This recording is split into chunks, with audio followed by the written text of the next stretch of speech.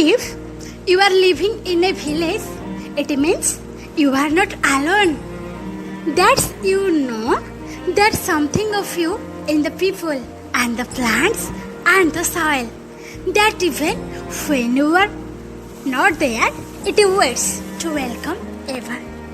आज्ञा हाँ वास्तव जीवन रे ग्राम्य जीवन एपरी एक दिव्य अनुभव समस्तंकर थाए। ग्राम प्रति एक विशिष्टपूर्ण उद्दीपना और आग्रह उत्साह तथा से गाँ को नहीं मोर एक कविता जार शीर्षक एई मो प्रिय गाँ। मु कहबी मो पाई सब गाँ भितर ब्रह्मपुरा गाँ श्रेष्ठ। से ब्रह्मपुरा गाँ रो ना को केंद्रीभूत करी मोर एक क्षुद्र कविता। एई मो प्रिय गाँ ब्रह्मपुरा ता ना। एई मो प्रिय गाँ ब्रह्मपुरा ता ना। मो गाँर पूर्व दिगे बड़मुंडिया ठिया सूरज ढाले किरण नीति मस्तके तार आहा। एई मो प्रिय गाँ ब्रह्मपुरा ता ना। पश्चिम दिगे रहिछि परा बड़ पाटता ना। मो गाँर पाद धोई आनंद किबा आहा। एई मो प्रिय गाँ ब्रह्मपुरा ता ना। दक्षिण दिगे शोभा पाउछि बड़ तोटा ता ना।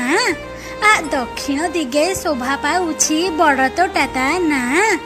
पणत परी शीतल छाई दिए मधुर बा आनंदे किबा आहा। एई मो प्रिय गाँ ब्रह्मपुरा ता ना। मो गाँर गभा सजाए टांगी बड़ बेल सुंदर दिशे सत जेपरी गोटिए गभा फूल गोटिए गभा फूल। हार परिका गलारे तार बहुछि बड़ जोर शस्य श्यामल बहुछि परा देई बहुत जल। शस्य श्यामल करुछि परा देई बहुत जल।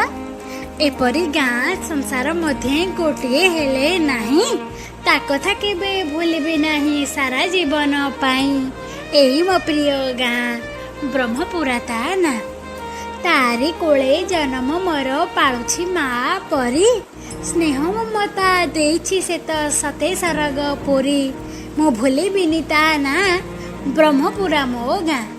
मु बड़ हेले ता पाई का करी महत काम सारा संसारे रखिबि टेक मो गाँर नाम। एई मोरी गाँ ब्रह्मपुरा ता ना। सौभाग्य लक्ष्मीर समस्तଙ୍କୁ प्रीति भरा नमस्कार रहुछि। धन्यवाद।